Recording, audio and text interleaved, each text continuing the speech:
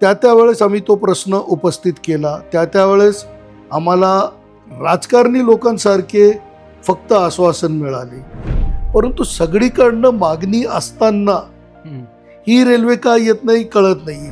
एक गोष्ट म्हणजे मी सांगू इच्छितो, ज्या गोष्टीची आपण मागणी करत नाही त्या गोष्टी ते आपल्याला देतात. कोणी पुणा शिर्डी ह्या रेल्वेची मागणी केली नाही, ती सुरू केली, त्याबद्दल आभार भाविकांचे. उलट माझी एक विनंती आहे की संगमनेर अकोलेकर जे या गोष्टीला विरोध करत आहेत त्यांनी देखील याच्यात सांगा की संगमनेर पर्यंत रेल्वे लाईन येते आहे. ही रेल्वे लाईन त्यांना पण फायद्याची होती, कारण इकडनं ते औरंगाबाद वगैरेलाही संभाजीनगरला जोडले जाऊ शकतात किंवा इतर मार्गांना जोडले जाऊ शकतात. त्याचबरोबर तुम्ही संगमनेरवरनं पुण्याला अजून एक मार्ग अतिरिक्त जी तुमची मागणी आहे ती मागणी करा, म्हणजे तुम्हाला 2 रेल्वे मार्ग मिळतात. परंतु आम्हाला गरज आहे नगर पुणे डायरेक्ट ट्रेनची, अहिल्यानगर पुणे डायरेक्ट ट्रेनची, ती आम्हाला द्यावा, ही एक हात जोडून विनंती आहे. नमस्कार, मी विजयसिंह होलम. अहिल्यानगरच्या चर्चा तर होणारच या विशेष कार्यक्रमात आपलं स्वागत. आज आपल्यासोबत चर्चा करण्यासाठी आले आहेत इंजिनियर हरजित सिंग वधवा. नमस्कार. नमस्कार. वधवा हे उद्योजक आहेत आणि रेल्वे प्रश्नावर त्यांचा खूप मोठा अभ्यास आहे. नगरला रेल्वे, नगर पुणे रेल्वे आणि इतर सगळ्या विषयांसाठी त्यांनी खूप मोठा पाठपुरावा केलेला आहे. रेल्वे सल्लागार समितीच्या वेगवेगळ्या स्तरावरही त्यांनी काम केलेलं आहे आणि एकूणच रेल्वेसाठी खूप मोठा पाठपुरावा आणि अभ्यास त्यांचा आहे. त्यामुळे आपण आज त्यांना इथे निमंत्रित केलं आहे आणि आपण आज चर्चा करणार आहोत तो नगर पुणे रेल्वे आणि नाशिक पुणे रेल्वे आणि नगरमधील इतर रेल्वे प्रकल्पांबद्दल. हे प्रकल्प उपयुक्त आहेत का, रखडलेले प्रकल्प का रखडले आले, त्यातून काय मार्ग काढता येईल आणि त्यासाठी संघटना, लोकप्रतिनिधी आणि एकूणच नागरिकांचा काय पाठपुरावा सुरू आहे, कुठल्या पद्धतीने आपण पुढे जायला पाहिजेत, हे आपण त्यांच्याकडून आज जाणून घेणार आहोत. तर सुरुवातीला मला असं सांगा की नगरमधला रेल्वेचा प्रश्न नेमका काय आहे आणि तुम्ही जो पाठपुरावा करत आहात तो कशा पद्धतीने आणि कुठल्या कुठल्या प्रकल्पांसाठी पाठपुरावा सध्या सुरू आहे? तसं पाहिलं तर नगरची रेल्वे जी सुरुवात झाली ती इंग्रजांच्या काळात झाली, ज्यावेळेस दुष्काळ होता आणि त्या दुष्काळात ह्या लोकांना, नगरच्या लोकांना काहीतरी काम द्यायचं, शेतकऱ्यांनी उठाव करू नये, त्यामुळं त्यावेळेस रेल्वे लाईनचं काम सुरू करण्यात आलं आणि भारतातली दुसरी रेल्वे ही ठाण्यावरनं नगरला धावली होती. परंतु त्या काळात जी धावलेली रेल्वे आहे आणि आज जर आपण बघितलं तर अनेक प्रश्न आहेत आणि सर्वात महत्त्वाचा प्रश्न जो नगरकरांसाठी आहे तो म्हणजे नगर पुणे इंटरसिटी ट्रेन. हा सगळ्यात महत्त्वाचा प्रश्न आहे. त्या व्यतिरिक्त अजून छोटे मोठे बरेच प्रश्न आहेत, बऱ्याच गाड्यांना थांब्या नाहीत. तर जसं जसं आपली चर्चा होती तसं आपण एक एक विषयावरती त्याला हात लावू, पण प्रमुख विषय आहे नगर पुणे इंटरसिटी ट्रेन. हा जो तुम्ही आत्ता मुद्दा मांडला की नगर पुणे इंटरसिटी ट्रेनसाठीचा आणि एकूण नगरवरून पुण्याला थेट रेल्वे उपलब्ध होणं, तर यासाठी केव्हापासून आणि काय पाठपुरावा सुरू आहे आणि त्यात नेमक्या तुम्हाला काय अडचणी आल्या आणि कोणाचं सहकार्य मिळालं किंवा नाही मिळालं? या नगर पुणे डायरेक्ट रेल्वे व्हावी यासाठी आमचं किमान 2011-12 पासून पाठपुरावा सुरू आहे. त्यावेळेस आम्ही दिलीपजी गांधी खासदार असताना त्यांना भेटलो. त्यांनी आम्हाला या गोष्टीसाठी सगळ्यात पहिले मदत केली आणि सगळ्यात पहिली जी सह्यांची मोहीम किंवा आम्ही तुमच्याबरोबर आहेत सांगणारे दिवंगत खासदार दिलीपजी गांधी आणि आपले आत्ताचे आमदार संग्राम भैया जगताप हे दोघं होते. त्यावेळेस काँग्रेसची सत्ता असताना 2013-14 मध्ये मल्लिकार्जुन खरगे हे रेल्वे मिनिस्टर होते आणि ते रेल्वे मिनिस्टर असताना आम्ही त्यांना भेटलो आणि त्यांना हा नगर पुणे रेल्वे इंटरसिटी ट्रेनचं प्रस्ताव दिला. हा सगळ्यात पहिले मोठ्या व्यक्तींना भेटण्याचे होतं. त्याचबरोबर सोलापूर डिव्हिजन त्यावेळेस वेगळा होता. आता अहिल्यानगर स्टेशन जो आहे तो गेलेला आहे पुणा डिव्हिजनमध्ये, पण पूर्वी तो सोलापूर विभागात होता. तर त्यावेळेस सोलापूर विभागात ज्यावेळेस रेल्वेचे सल्लागार समिती बैठक असायच्या त्यावेळेस आम्ही तो प्रश्न उपस्थित केला. त्यावेळेस आम्हाला राजकारणी लोकांसारखे फक्त आश्वासन मिळाले आणि 2 वेळेस मी मध्य रेल्वेच्या मुंबईच्या बॉडीमध्ये देखील होतो, तर त्यावेळेस देखील हा प्रश्न उपस्थित करण्यात आला. त्यावेळेस खासदार आठवले देखील त्या सल्लागार समितीत होते. त्यांनी सांगितलं की नगरकरांसाठी गरजेची गरज आहे आणि त्यांनी देखील त्या गोष्टीला आपला पाठिंबा दर्शवला. आणि ही चर्चा सुरू असताना सर्वात पहिला अडथळा आला की अहिल्यानगर किंवा त्याकालीन अहमदनगर हा सोलापूर आणि पुणा डिव्हिजन दोघांमध्ये विभागलं जातं. त्यामुळं ट्रेन सुरू होण्यासाठी अडचण येईल. हम्म. ती पहिली अडचण होती. त्याच्यानंतर जी दुसरी अडचण त्यांनी साईट केली की दौंडला कॉर्ड लाईन नाही आहे. दौंडला इंजिन बदलण्यासाठी किमान 30 ते 40 मिनटं जातात आणि त्यामुळं नगर पुन्हा डिस्टन्स वाढतो.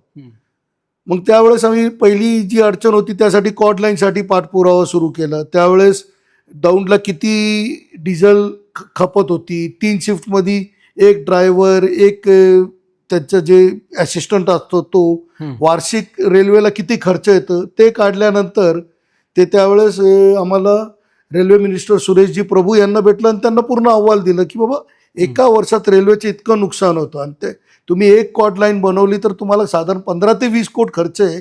परंतु जर तुम्ही कॉर्ड लाईन नाही बनवली तर तुम्ही 250 ते 300 कोटी रुपये मागच्या अनेक वर्षापासून खर्च करतात. आणि त्वरित ती गोष्ट उचलण्यात आली आणि त्यावेळेस कॉर्ड लाईनचा प्रस्ताव पास झाला. ही पहिला अडथळा आम्ही पार केला. पहिला अडथळा पार केल्यानंतर दुसरा अडथळा त्यांनी दिला की आपल्याकडं इलेक्ट्रिफिकेशन नाही आहे पूर्ण. मग त्याच्यानंतर मनमाडपासून ते पुण्यापर्यंत सर्व इलेक्ट्रिफिकेशनची सुरुवात झाली. ती काम सुरू होताच आणि त्याच्यात तो इलेक्ट्रिफिकेशन कंप्लीट झाल्यानंतर तिसरी अडचण आली की दौंड कॉर्ड लाईन जी सुरू झालेली आहे त्या ठिकाणी तिकीट काउंटरच नाही. मग तिकीट काउंटरचा आम्ही पाठपुरावा केला. त्या ठिकाणी तिकीट काउंटर देखील सुरू झाला. त्याच्यानंतर त्यांनी परत गोलपोस्ट बदलला. नवीन गोलपोस्ट आलं की डबल लाईन नाही आहे कारण रेल्वे फार मोठ्या संख्येने या ठिकाणी धावतात त्यामुळं शक्य नाही आहे, तर डबलिंग पूर्ण होऊन द्या. मग ज्यावेळेस डबलिंगचं काम पूर्ण झालं तर त्यांनी अजून एक अडचण आणली. रेल्वे स्टेशन ज्या ठिकाणी रेल्वे थांबतात स्टेशनला, त्या पुणे स्टेशनला त्या ठिकाणी पुरेशी जागा नाहीये, पुरेशी उपलब्धता नाहीये. तर हडपसर जेव्हापर्यंत नवीन रेल्वे स्टेशन टर्मिनल होत नाही तेव्हापर्यंत आम्हाला करता येणार नाही. तर असे एक एक अडचणी आपल्याला येत गेली आणि अशा प्रकारे आता आपण शेवटच्या अडथळ्यात आहोत की हडपसर स्टेशन लवकर जंक्शन आपलं टर्मिनल व्हावं जेणेकरून नगर पुण्यासाठी आपल्याला मार्ग मिळेल. आता हे झालं रेल्वेच्या तांत्रिक अडचणी, रेल्वेचा होणारा खर्च. पण या सगळ्या गडबडीत नागरिकांचे काय हाल होत आहेत आणि नागरिकांचं काय नुकसान होत आहे? म्हणजे नगर पुणे थेट रेल्वे सेवा नसल्यामुळं नागरिकांना काय काय अडचणींना सामोरे जावं लागते, याबद्दल तुम्ही काय सांगाल? आता आम्ही त्यावेळेस सह्यांची मोहीम घेतली होती. सकाळी 5 वाजेपासून आमची जे प्रवासी वाहतूक संघटनेचे सदस्य होते, बरेच आम्ही 20-25 सदस्य रोज सकाळी वेगवेगळ्या ठिकाणी जाऊन सह्या घ्यायचो. आणि ज्यावेळेस सह्या घेतल्या तर किमान 13 ते 14 दिवसात आम्हाला जवळपास 45,000 सह्या आल्या. आणि बहुतेक सह्या आम्ही ज्या घेतल्या त्या बस स्टँडवरती घेतल्यात, त्याच्यानंतर कापड बाजारामध्ये घेतल्यात, पण मॅक्झिमम ST स्टँडवरती घेतलेल्या सह्या आहेत. आणि त्यावेळेस जी परिस्थिती बघितली आणि जी ST महामंडळाकडनं आम्हाला पत्र आलं की नगरवरनं एकटं पुण्याकडं जवळपास 650 ST बसेस धावतात आणि त्याच तेवढ्या परत येतात. आणि वीकेंडला हाच आकडा जातो किमान 800 पर्यंत. त्या व्यतिरिक्त आपल्या खाजगी कार्स, खाजगी बसेस, 2 व्हीलर्स, त्याच्यानंतर शाळेचे बसेस, लग्न असले तर त्या व्यतिरिक्त त्या बसेस, या सगळ्या धावतात. म्हणजे साधारण 20 ते 25,000 लोक एका दिशेने नगर ते पुणेकडे जातात आणि तेवढेच लोक परत येतात. याच्यात जी अडचण प्रमुख येते की नगर पुणे तसं पाहिलं तर 120 किलोमीटर, नगर ते पुणे माणसाने पोचायला पाहिजे 2-2.25, शक्यतो 2.5 तासात. पण आज जर आपण स्वतःची वाहन नेली किंवा बसनी गेलो तर 3.5 ते 5 तास हे नगर ते पुण्याला पोचायला लागतात. आणि त्याच्यात जो मनस्ताप होतो, हळूहळू गाडी चालणं, त्याच्यानंतर लोकांची चिकचिक, तर हे निश्चितच फार मोठं आहे. त्याचबरोबर IT मध्ये जे मॅक्झिमम लोक आहेत ते नगर शहरातील आहेत. आज पुण्यामध्ये देखील लोड वाढले, पुण्याची पॉप्युलेशन देखील 40 लाखच्या वरती गेलेली आहे. परंतु त्या ठिकाणी पण हिंजेवाडीतने दुसऱ्या ठिकाणी जायचं किंवा कुठल्या एका स्टेशनपासून दुसऱ्या स्टेशनला जायचं तर त्या ठिकाणी 1-1.5 तास लागतात. त्यापेक्षा जर तुम्ही इंटरसिटी ट्रेन सुरू केली, सकाळी व्यक्ती या नगरवरनं पुण्याला 9, 9:30, 10ला पोचेल, आपलं ऑफिसचं काम करेल, संध्याकाळी 6, 6:30 वाजता परत तिकडनं ट्रेन घेऊन 8:30, 9 वाजता तो आपल्या घरी पोचू शकेल आणि निवांत राहू शकेल. नगरची राहणीमान सिंपल आहे, चांगली हवा आहे, शुद्ध हवा आहे. तर सगळ्यांना वाटतं की आपण परत आपल्या घरी यावं. त्यामुळं ही सगळ्यात मोठी आपल्याला आज गरज वाटते. म्हणजे हा प्रश्न केवळ रेल्वेचा नाही तर पुणे आणि नगर या दोन शहरांच्या व्यवस्थेचाही प्रश्न आहे. म्हणजे नगरवरून पुण्याला नोकरीसाठी जाणारे परत येणारे अशा खूप मोठ्या संख्येने लोक जातात आणि पुण्यात नोकरी करून संध्याकाळी परत येतात किंवा विकेंडला परत येतात. तर असं जर झालं म्हणजे कायमस्वरूपी आणि हक्काची सोपी अशी जर वाहतूक व्यवस्था निर्माण झाली तर पुण्यावर जो अतिरिक्त ताण आलेला आहे तो कमी होऊ शकतो. कारण नगरची लोक नगरमध्ये राहतील आणि नगरमधून जाऊन येऊन करू शकतील. त्यामुळे पुण्यातली वाहतुकीची कोंडी आणि इतर जे प्रश्न आहेत ते सोडवायलाही मदत होईल. म्हणजे एकूण हे दोन शहरांचा प्रश्न सोडवणारा हा जो मुद्दा आहे पण तो इतका काळ प्रलंबित राहिला आहे. तर यासंबंधी लोकप्रतिनिधींकडे तुम्ही जेव्हा गेले तर तेव्हा त्यांचा रिस्पॉन्स तुम्हाला कसा मिळाला आणि अधिकाऱ्यांचा रिस्पॉन्स कसा मिळाला आणि हे सगळं होऊनही हा प्रश्न रखडण्यामागं नेमकी काय कारणं असावीत असं तुम्हाला वाटतंय? सगळ्यात पहिले तर कारण काय असावं हे अजून कळत नाही. कारण ज्या ज्या लोकप्रतिनिधीकडे गेलो प्रत्येक लोकप्रतिनिधींनी त्याच्यात सहकार्याची भूमिका घेतली. सर्वप्रथम जसं मी तुम्हाला सुरुवातीलाच बोललो की दिवंगत खासदार दिलीपजी गांधी हे स्वतः आमच्यासोबत उभे राहिले. आमदार संग्राम भैया जगताप यांनी देखील आंदोलनासाठी वेळोवेळी आमच्याबरोबर आले. त्यांनी सह्यांच्या मोहिमेत पाठिंबा दिला. ज्यावेळेस महापालिकेचा ठराव लागत होता तर त्यांनी महापालिकेचा ठराव देखील करण्यात आम्हाला सहकार्य केलं. महिला महापौर सुरेखाताई कदम यांनी देखील महापालिकेचा ठराव करून नगर पुणे इंटरसिटीची मागणी केली. वेळोवेळी आम्ही जे तत्कालीन रेल्वे मंत्री आहेत मल्लिकार्जुनजी खरगे, त्याच्यानंतर सुरेशजी प्रभू, त्याच्यानंतर पियुषजी गोयल, आपले छत्रपती संभाजीनगरचे रावसाहेबजी दानवे, या सगळ्यांना समक्ष भेटून फक्त निवेदन न देता त्यांच्याशी अर्धा तास 20-20 मिनटं या गोष्टीसाठी चर्चा केली. त्यांनाही गोष्टी पटलेल्या, ते होकार दिलं. त्याच्यानंतर आपले जे माजी खासदार आहेत सुजयदादा विखे पाटील यांनी तर या गोष्टीत इतकं इंटरेस्ट घेतलं होतं की ते स्वतःहून दौंडपर्यंत गेले. दौंडला कॉड लाईनची पाहणी केली. त्याच्यानंतर दौंडवरनं तिकीट घेऊन आम्ही परत अहिल्यानगरपर्यंत त्याच ट्रेननी आलो. अहिल्यानगर रेल्वे स्थानकामध्ये त्यांनी सगळ्या अधिकाऱ्यांशी चर्चा केली. हा विषय त्यांनी आपल्या लोकसभेमध्ये देखील एकदा नाही दोनदा उपस्थित केला. आत्ताचे खासदार निलेशजी लंके यांनी देखील तो विषय लोकसभेमध्ये उपस्थित केलेला आहे. परंतु सगळीकडनं मागणी असताना ही रेल्वे का येत नाही कळत नाही. आता पुणा नगर हे एकाच डिव्हिजनमध्ये येतात, एकाच विभागात येतात, ते म्हणजे पुणे विभागात. आता त्यांना इंट्रोड्यूस करण्यासाठी कोणाची परवानगीची पण गरज नाही. पुणा डिव्हिजन जी आहे पुणे डिव्हिजनकडं डेमू ट्रेन उपलब्ध आहे. त्यांना फक्त ही रेल्वे सुरू करायची आहे, त्याला वेळेपत्रकामध्ये टाकायचं आहे. एक गोष्ट म्हणजे मी सांगू इच्छितो, ज्या गोष्टीची आपण मागणी करत नाही त्या गोष्टी ते आपल्याला देतात. कोणी पुणा शिर्डी ह्या रेल्वेची मागणी केली नाही, ती सुरू केली, त्याबद्दल आभार. भाविकांचे त्याच्यात फायदा होतो त्याबद्दलही चांगलं. कारण कुठलीही रेल्वे सुरू झाली तर निश्चितच कोणाचा ना कोणाचा त्याच्यात फायदा होतो. परंतु त्या गोष्टीची मागणी नव्हती. त्यापेक्षा तुम्ही त्याचबरोबर शिर्डी पुन्हा सुरू केली असती, ठीक आहे, अहिल्यानगर सोडा, शिर्डी पुणे ही रेल्वे सुरू केली असती तर नगरकर अजून खुश झाले असते, शिर्डीवालेही खुश झाले असते, श्रीरामपूरवालेही खुश झाले असते. परंतु ज्या गोष्टीची मागणी नाही ती तुम्ही आम्हाला देता. जी आमची मागणी आहे, जी आमची गरज आहे ती द्या.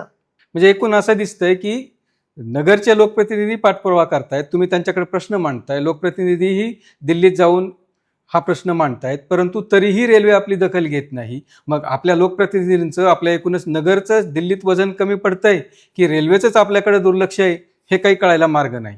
दुसऱ्या बाजूला आणखी एक प्रश्न आपला होता की नगर बीड परळी या रेल्वेचा एक प्रश्न होता. साधारणतः 90-95 पासून हा प्रश्न प्रलंबित होता. ती रेल्वे आत्ता कुठं सुरू झालेली आहे, तर ती रेल्वे आता धावायला सुरुवात झालेली आहे, बीडपर्यंत ती लाईन पूर्ण झाली. मग या रेल्वेचा आपल्याला काय उपयोग आहे आणि भविष्यात या लाईनचा कसा उपयोग होऊ शकतो? पहिला प्रश्न जो आहे, आपलं वजन कमी पडतो का, तो कुठला तरी राजकीय व्यक्तीच त्याचं उत्तर देऊ शकेल. परंतु अहिल्यानगर रेल्वे स्थानकाच्या दृष्टिकोनातनं बघितलं तर आपण ती आता जी नगर बीड परळी लाईन आहे, तर आपण परळी हैदराबाद बरोबर जोडले जाऊ राहिलेलो आहे. आपण शिर्डीपासून जवळ आहोत, आपण शनी शिंगणापूरपासून जवळ आहेत. हे सगळं असताना आपल्याला फंड्स पण येऊ राहिले, डबलिंगसाठी फंड्स आलेत, इलेक्ट्रिसिटीसाठी फंड्स आलेत. मग हे फक्त अहिल्यानगरसाठी न येता बाकी जे कनेक्टिंग स्टेशन आहेत त्यांचं वजन जास्त आहे का?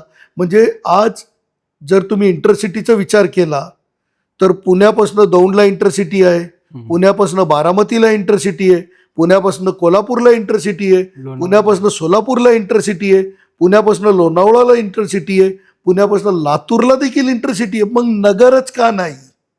बरोबर. म्हणजे कुठंतरी आपलं वजन कमी पडतोय किंवा आपण पूर्णपणे वजनाचा वापर करत नाही, ही एक गोष्ट होऊ शकते. आपल्याकडे दुर्लक्ष होतंय, त्यामुळे दुर्लक्ष पोटेन्शियल वाटत नाही असा एक त्याचा अर्थ निघू शकतो. पोटेन्शियल वाटण्याच्या दृष्टिकोनातनं जर पाहिलं तर अहिल्यानगर हा मोठा आर्मी बेस आहे. भारतातल्या जे प्रमुख 5 आर्मी बेसपैकी पाहिलं तर अहिल्यानगर येतो. DRDOतला VRD सेंटर तो आपल्याकडे आहे. आज इंडस्ट्रीज पाहिली तर सुपा MIDC ती फक्त अहिल्यानगर रेल्वे स्टेशनपासून 22 किलोमीटरवरती आहे. नगर MIDC ती फक्त 6 किलोमीटरवरती आहे. त्याच्याबरोबर आता ज्या प्रस्तावित नवीन MID केडगाव इंडस्ट्रीयल एरिया तर त्यांना लागून आहे. मग एवढं सगळं असताना देखील आणि एवढे विद्यार्थी जाणारा तुमच्याकडे बंच आहे, तुमच्याकडे रेकॉर्ड्स आहेत, मग का नाही सुरू करत? हा एक अजूनही प्रश्नचिन्ह आहे. दुसरं जो प्रश्न विचारला नगर बीड, निश्चितच ह्या लाईनचा जो खर्च जर पाहिलं तर 95 मध्ये जो होता त्याच्या आता जवळपास 10 ते 50 पटीने तो खर्च वाढलेला आहे.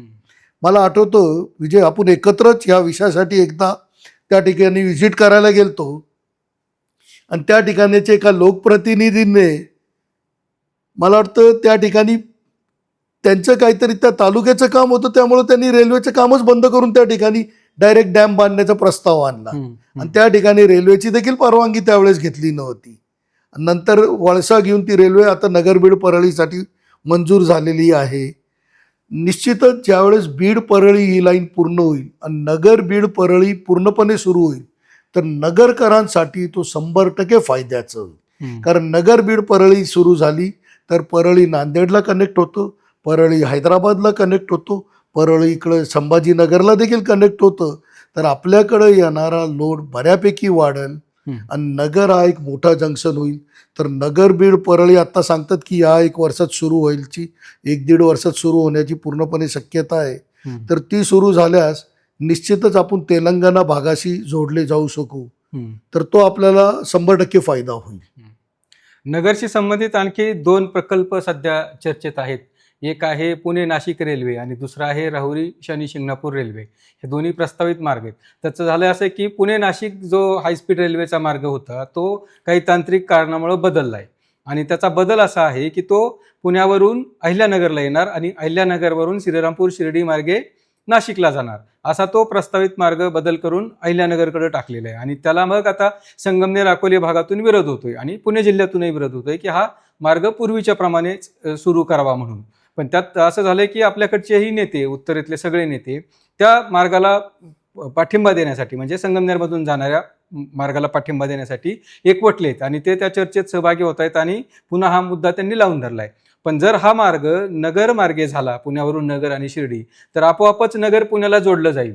पण हा एक मुद्दा दुर्लक्षित राहतो. याला नगरमधून किंवा नगरच्या दक्षिण भागातून अगदी शिर्डी श्रीरामपूर पासूनही कुणी पाठिंबा देताना दिसत नाही. उलट आपला सगळी शक्ती ही त्या मार्गाला विरोध करण्यात खर्च होती आणि तो पुणे जिल्ह्यातून संगमनेर मार्गेत जावा असा आपण मुद्दा मांडतोय. दुसरा एक रेल्वे मार्ग आहे तो शनी शिंगणापूरला जोडणारा. राहुरीवरून शनी शिंगणापूरला एक रेल्वे मार्ग प्रस्तावित केलाय. त्यालाही तिथल्या शेतकऱ्यांचा विरोध आहे, कारण तो बागायती जमिनीतून जाणार आहे आणि त्यांच्या जमिनी अधिग्रहित कराव्या लागणार आहेत म्हणून त्यांचा विरोध आहे. शेतकऱ्यांचा विरोधही आपण समजा गृहीत धरू, समजू शकू आणि तो मार्ग किती फायद्याचा किती तोट्याचा ठरणार आहे हे माहीत नाहीये. तर अशा 2 गोष्टींवर सध्या चर्चा सुरू आहे.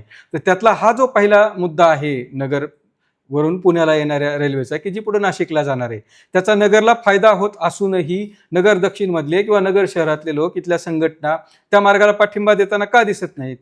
याचं काय कारण असावं किंवा ती गोष्ट आपल्या पुरेशी लक्षात आलेली नाहीये का? आणि हा मार्ग नेमका कसा असावा याबद्दल तुमचं काय मत आहे?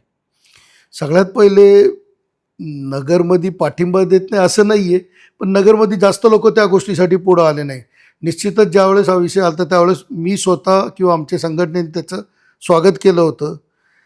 पूर्वी जो होता हायस्पीड रेल्वे तो होता GMRTच्या अडचणीमुळे तो संगमनेरवरनं कॅन्सल करण्यात आला.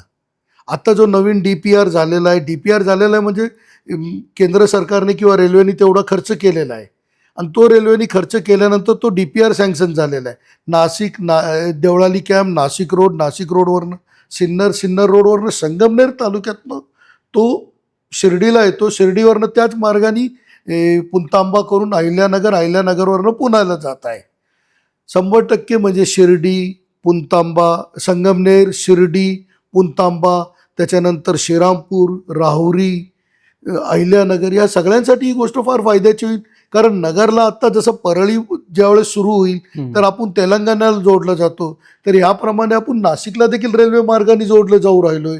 फक्त नाशिकला नव्हे तर मी सांगेल नाशिक बरोबर इगतपुरी, इगतपुरीवरनं ठाणे, ठाणेवरनं कल्याण, या सगळ्या गोष्टींना मुंबईला दुसऱ्या मार्गाने, म्हणजे ज्यावेळेस आपण पुण्याला जातो तर आपण डायरेक्ट जातो दादर मार्गाने, तर मुंबईच्या दुसऱ्या मार्गाने देखील आपण मुंबईला पोचू शकू.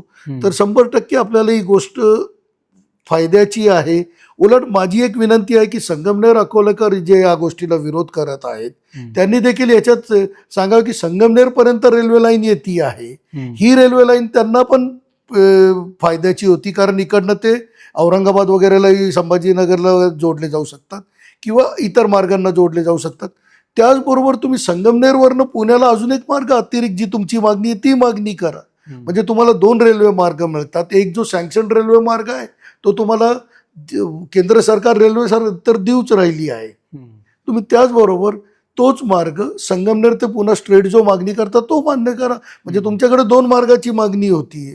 तर तो असं माझं मत आहे. पण त्या मार्गाचा 100% मी किंवा आम्ही सगळे स्वागत करतो की नगरकराला त्याचा 100% फायदा होईल. आणि माझ्यासाठी तर माझी सासूरवाडी नाशिकची आहे, तर तोही अजून एक फायदा होईल. तुम्ही एवढी वर्ष झालं रेल्वेसाठी पाठपुरावा करताय, आंदोलन करताय, तुमच्यासहित इतरही संघटना आहेत, अनेक लोक आहेत, त्यांनी त्यांच्या आयुष्यातली कितीतरी वर्ष या नगर पुणे रेल्वेसाठी वाहून घेतलीत, वेगवेगळे प्रस्ताव दिले, वेगवेगळ्या ठिकाणी चर्चा केल्या, बैठका घेतल्या, त्याचा अभ्यास केला आणि एकूण सगळ्या ह्या आंदोलनात सहभाग झाला. कधी रेल्वे रोको आंदोलन केले, रस्ता रोको केले, विविध प्रकारची आंदोलनं केली. हा सगळा त्रास, मनस्ताप सहन करून तुम्ही आत्तापर्यंत ही आंदोलनं पुढे नेत आहात, परंतु अद्यापपर्यंत तुमच्या हातात काही लागलेलं नाही. तर या क्षणी तुमच्या मनात काय भावना आहेत? आंदोलनाचं मनस्ताप तर नाही झालं, कारण आपल्या शहराचा काही बदल व्हावा, शहरात काहीतरी घडावा ही इच्छा असल्याने, आणि असं नाही की नाही झालं. जसं जर तुम्ही 2012-13ला अहिल्यानगरचं रेल्वे स्टेशन बघितलं तर ती जुनी चिरेबंदीची जी जुनी बिल्डिंग होती तशीच होती, एक ऐतिहासिक वस्तू होता. पण त्याच्यानंतर त्या ठिकाणी फाउंटन्स आलेत, मोठा गेट आला, 75-80 फुटी आपला भारताचा झेंडा तिकडं फडकतोय आहे. त्याचबरोबर आता 3रा प्लॅटफॉर्म तयार होत आहे, डबल लाईनिंग झालेली, इलेक्ट्रिफिकेशन झालेलं आहे. नगर पुण्याला आत्ता पण एक सकाळी गाडी आहे जी आपल्याला जाती अमरावती पुणे, त्याच्यात बरेच लोक जातात. वंदे भारत एक्सप्रेस ती देखील ठीक आहे, टायमिंग ऑड आहे, पण त्याच्यानेही बरेच लोक प्रवास करतात. तर असं नाही की आपल्याला आपल्या पदरात काही ना काही पडत गेलं. जे मोठे मोठे ट्रेन्स होत्या ज्या थांबत नव्हत्या तो थांबा आपल्याला मिळत गेला. आता जर माल धक्का बघितला तर रेल्वेला सगळ्यात जास्त इन्कम माल धक्क्यातनं असते. तर आता आपल्याकडे 3-4 ठिकाणी माल धक्के झालेले आहेत, जे पूर्वी फक्त नगर शहरात पोल्युशन व्हायचं किंवा सिमेंटचं धुळारा उडायचा किंवा गाड्यांमुळे रस्ते खराब व्हायचे, तर आता माल धक्के विभागलेले आहेत. काही माल धक्के वेळतला गेलेला आहे, काही नगर शहरात राहिलेले आहे, अजून एक माल धक्का आपला देरेचे या ठिकाणी होतोय. तर त्यामुळं असं नाही की मिळालं नाही. जसे जसे आपण आंदोलनं केली, एलिव्हेटर आपल्याला त्याच आंदोलनाच्या माध्यमातून मिळालेला होता. तर आपण प्रवासी संघटनेत फक्त नगर पुणे इंटरसिटी ट्रेन नव्हे तर नागरी सुविधांसाठी देखील पाठपुरावा केला. जसं मध्यंतरी पाण्याची जी अडचण होती तर त्या संदर्भात रेल्वे प्रशासन आणि महापालिकेचं समन्वय घडवणं आणि त्या ठिकाणी पाण्याची व्यवस्था, तर अशा बऱ्याच गोष्टी आपण त्यावेळेस केलेल्या आहेत. आपण मनस्ताप एकच आहे की ज्या गोष्टीची मागणी आहे ती प्राप्त होत नाही, जी प्रत्येक नागरिकाची इच्छा आहे की बाबा नगर पुणे इंटरसिटी ट्रेन सुरू व्हावी, ती आपल्या पदरी अजून पडलेली नाहीये. आणि ती पदरी पडण्यासाठी पूर्वी जेव्हा सह्यांच्या मोहिमांमधील लोकांनी एकजूट दाखवली होती, आता पुन्हा एकदा नागरिकांनी एकजूट दाखवणं गरजेचं आहे आणि आपल्या लोकप्रतिनिधी त्याच्यात लीड घेणं गरजेचं आहे, अशी एक माफक अपेक्षा माझी आहे. दुसरा प्रश्न जो तुम्ही विचारलं, राहुरी शनी शिंगणापूर रेल्वे लाईन, शेतकऱ्यांचा विरोध असणं 100% बागायती जमीन आहे आणि त्यांचं विचार करणं देखील गरजेचं आहे. परंतु अजून एक गोष्ट काही वर्षापूर्वी आपल्याकडे आलती की छत्रपती संभाजीनगर ते शनी शिंगणापूर ते अहिल्यानगर ही रेल्वे लाईन मंजूर झालेली आहे. समजा ही रेल्वे लाईन मंजूर होत असेल तर ते निश्चित शेतकऱ्यांना देखील फायदा होईल. कारण राहुरी, शनी शिंगणापूर आणि छत्रपती संभाजीनगर ही रेल्वे लाईन पूर्ण होत असेल तर शेतकऱ्यांना अजून एक बाजारपेठ मिळती आणि त्यावेळेस मग शेतकऱ्यांना जर ते प्रतिनिधींना पटवता आलं की हो बाबा तुम्हाला अजून एक बाजारपेठ उपलब्ध होतीये, तर निश्चितच नगरकरांसाठी, राहुरीकरांसाठी आणि शनी शिंगणापुरांच्या भाविकांसाठी ती फार मोठी पर्वणी असेल. परंतु फक्त जर राहुरी ते शनी शिंगणापूर रेल्वे लाईन असेल तर शेतकऱ्यांचा विचार करणं गरजेचं आहे. एकूण आता आपल्या चर्चेतून असं दिसतंय की रेल्वेचा नगरला काहीच फायदा झाला नाही असं नाही. नगरला रेल्वेचे खूप फायदे झालेले आहेत, होत आलेले आहेत आणि होत आहेत. ज्या मागण्या केल्या त्या मंजूर झाल्या बऱ्यापैकी आणि त्याचे फायदे होत आहेत. ज्या गोष्टी न मागता मिळाल्या त्याचाही फायदा नगरला होतोय. फक्त ह्या लोकांपर्यंत पोहोचवण्याची गरज आहे की आपल्याला काय फायदा झालेला आहे आणि कुठल्या गोष्टींचा आपण फायदा घेऊ शकतो. नगरवरून जाणाऱ्या गाड्या असतील, तुम्ही उल्लेख केला तसा मालधक्का असतील, या सगळ्या गोष्टींचा नगरकरांनी पुरेपूर उपयोग करता येईल अशा पद्धतीची रचना इथं झालेली आहे. फक्त त्याचा तसा वापर व्हायला पाहिजेत आणि नगरकरांची तशी मानसिकता व्हायला पाहिजेत. पण झालंय काय की नगरकरांची मुख्य मागणी जी आहे ती नगर पुणे थेट रेल्वेची आहे आणि हा खरोखरच जिव्हाळ्याचा आणि गरजेचा विषय आहे. पण तो मात्र काही होत नाही. म्हणजे इतर सगळं रेल्वेने आपल्याला दिलं, पहिलं दिलेलं आहेच, नवीन मागण्या होत आहेत त्याही देत आहेत, न मागताही मिळतंय, पण फक्त नगर पुणे रेल्वे काही होत नाही. तर याबद्दल आता तुम्हाला शेवटचा धक्का काय मारावा वाटतोय आणि असं काही नियोजन तुमच्या किंवा बाकी सगळ्या संघटनांच्या मिळून डोक्यात आहे का? शेवटचा धक्का बोलण्यापेक्षा नगर पुणे इंटरसिटी ही आता काळाची गरज झालेली आहे. जसं सुरुवातीला आपण बोललो नगर ते पुणे हा प्रवास 3.5 ते 5 तास झालेला आहे. रोड ॲक्सिडेंट, पॉल्युशन, त्याच्यानंतर आत्ता नुकतेच पंतप्रधान मोदीजी यांनी आवाहन केलं की तुम्ही सार्वजनिक सुविधांचा वापर करा. मग आज आपण किती पेट्रोल या रस्त्यावरती वाया घालवतो, किती ॲक्सिडेंट करतोय. या गोष्टींना कुठेतरी थांबवायला पाहिजे ना. आणि त्यासाठी कुठेतरी नागरिकांची एकजूट असणं गरजेचं आहे. आपल्याला एकत्रित एक दिवस रेल्वे स्टेशनला जाणं गरजेचं आहे. एक दिवस सगळ्यांनी ठरवून आपण रेल्वे स्टेशनवर नगरकरांना ही गरज हे दाखवणं गरजेचं आहे. आज विचार करा, मॅक्झिमम लोक आज देखील मेडिकलसाठी पुण्याला जातात. जे म्हातारे आहेत, जे एजेड आहेत, त्या लोकांना आपल्या मुलांना भेटायला ज्यावेळेस पुण्याला जायचं असतं तर ते कसे धक्के खाऊन जातात. मग ह्या सगळ्या गोष्टींचा आपण का विचार करत नाही. रेल्वे इतकी सुरक्षित आहे, इतक्या कमी भावात जातीये, लोकांना एक फायदा होतो. रेल्वेत बसलं की माणसाला वाटतं की हो बाबा मी सुरक्षित त्या जागेपर्यंत पोहोचू शकेल. एक कॉन्फिडन्स असतो त्या माणसाला. मग का नाही तुम्ही सुरू करत? काय अडचण आलेली आहे तुम्हाला? तुमच्याकडे डबल लाईन पडलेली आहे, तुमच्याकडे इलेक्ट्रिसिटी पाहिजे ती झालेली आहे, कॉर्ड लाईन झालेली आहे, तुमच्याकडं कॉर्ड लाईनवरती त्या ठिकाणी तिकीट विंडो पाहिजे ती झालेली आहे, हडपसरवरती तुमच्याकडं टर्मिनल होत आहे, त्याच्यानंतर पुणे स्टेशनवरती तुमच्याकडे जागा आहे. मग नगरमध्ये आता 3 प्लॅटफॉर्म झालेले आहेत, 6 लाईन झालेले आहेत. नगरला देखील टर्मिनल होऊ शकतो, त्या ठिकाणी थांबण्यासाठी जागा आहे. अडचण काय आहे प्रशासनाला? आम्ही GMला कित्येक वेळेस भेटलो, DRMला भेटलो, सगळे समानार्थी देतात. एकानेही आत्तापर्यंत नेगेटिव्ह सांगितलेलं नाही आहे. मग जर तुम्ही एकदाही नेगेटिव्ह सांगितलेलं नाही आहे तर करत का नाही? कुठं अडलंय ते तरी आम्हाला सांगा. ज्या ठिकाणी अडलंय त्यासाठी आम्ही पाठपुरावा करू.